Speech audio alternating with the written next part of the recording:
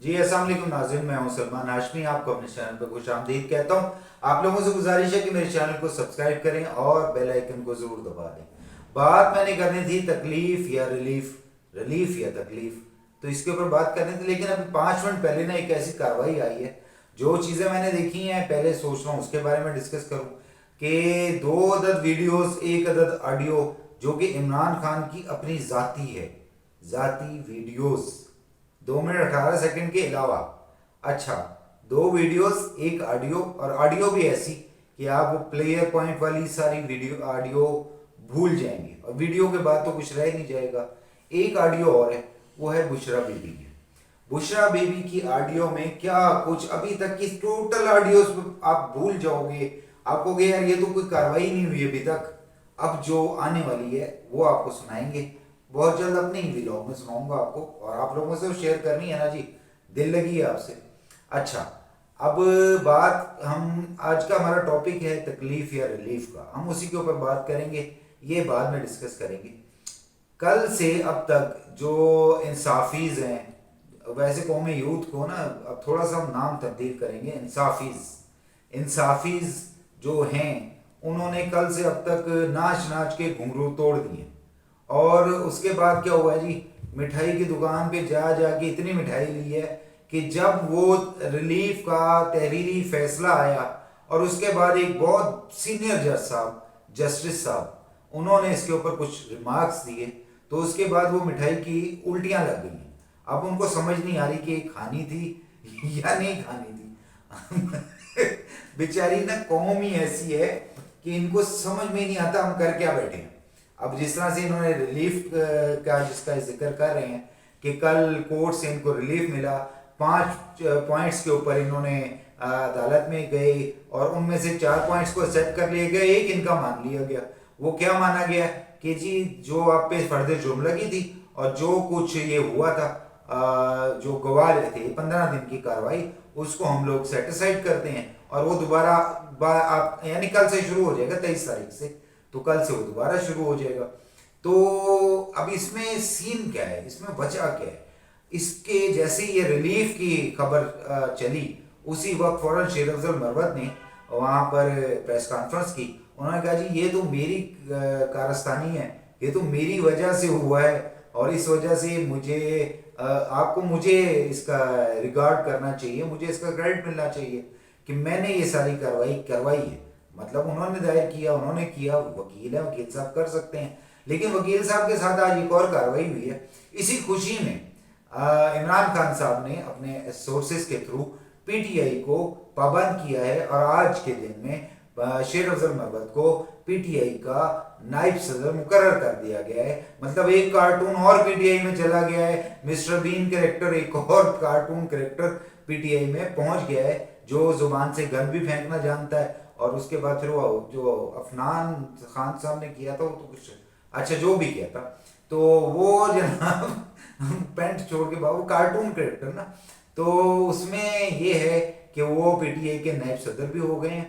और अब उन्होंने जो प्रेस कॉन्फ्रेंस की है, इससे पहले व्लॉग में मैं सुनवा चुका हूँ आपको कि उन्होंने क्या कहा। अच्छा, क्योंकि बात जुबानी में तो माशाल्लाह बहुत आगे है ना, गुस्से के तेज जनाब शेर अफजल मरवत। अच्छा, तो वो जनाब ये सारी कहानी आई। उसके फौरन बाद यूथियों ने मिठाइयाँ खानी शुरू कर दी। आज सुबह जब इमरान खान की जमानत लगी थी, वैसे वो भी गैर मुइन्ना मुद्दत के लिए, पता नहीं कब लगेगी, लगेगी या नहीं लगेगी, लेकिन उसके अंदर जो हेड कर रहे थे उस बेंच को, जस्टिस तारिक साहब, उन्होंने क्या कहा?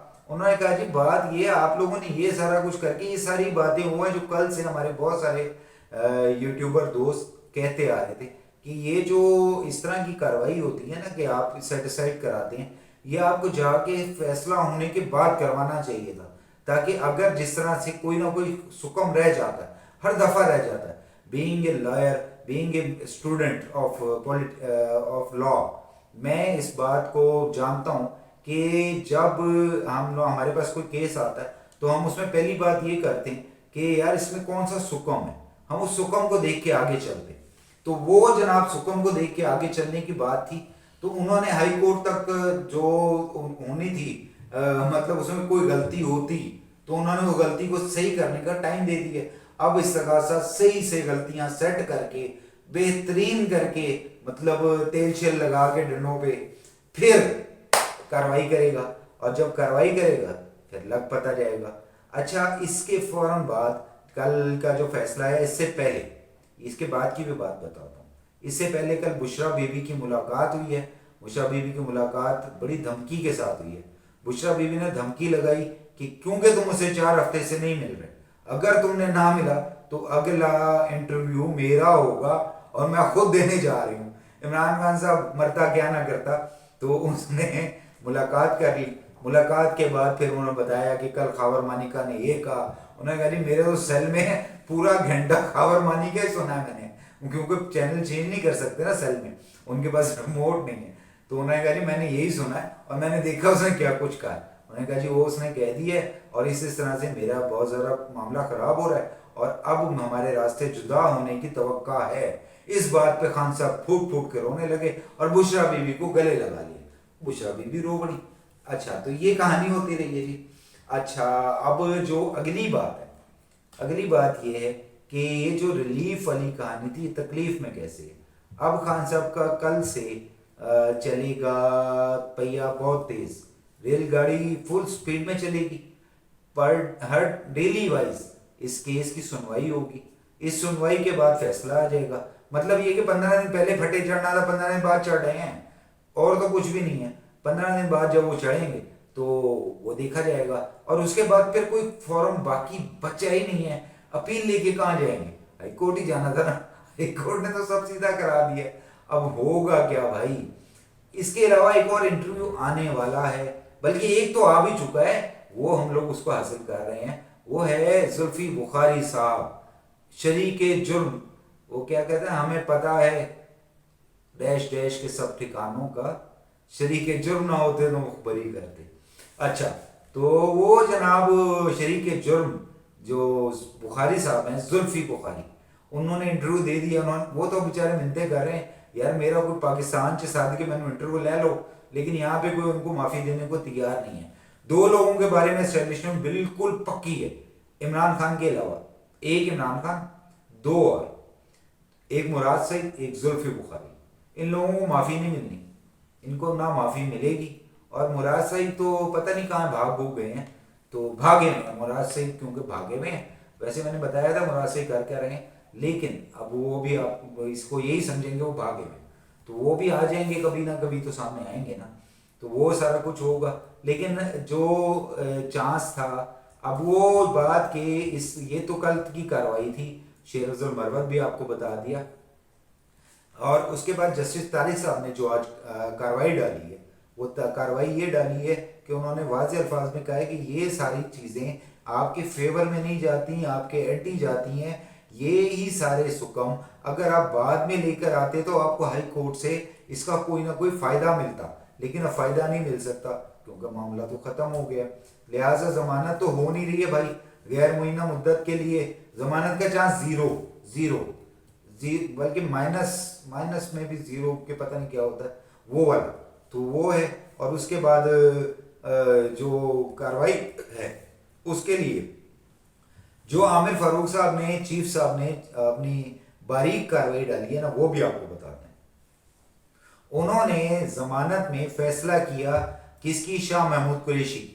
शाह महमूद कुरैशी की जमानत में फैसला किया कि जी ये जमानत नहीं हो सकती क्योंकि ये शरीक जुर्म है, ये साथ हैं, और किसी भी जिस बंदा जो शरीक जुर्म है या मेन मुलजिम है उसकी जमानत नहीं हो सकती। उसके ऊपर 5A से लेके D तक के मुख्तलिफ लगते हैं, जिसमें 5A की सजाए मौत या उम्र कैद है, तो लिहाजा हम जमानत नहीं देते।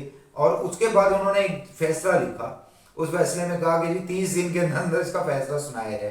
यानी कि अब जो कल से कार्रवाई शुरू होनी है ना भाई, वो 30 दिन के अंदर अंदर फैसला आना ही आना है।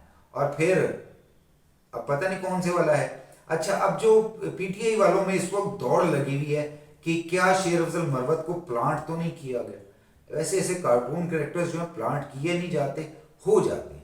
अब क्योंकि शेर अफजल मरवत ने कहा ये सब कुछ मेरी कार्रवाई है, मैंने किया है, उसके बाद वो पार्टी को तोड़ते भी जा रहे हैं, बहुत सारी उसमें से चीज़ों को साइड पे भी करते जा रहे हैं और खुद आगे आना चाहते हैं।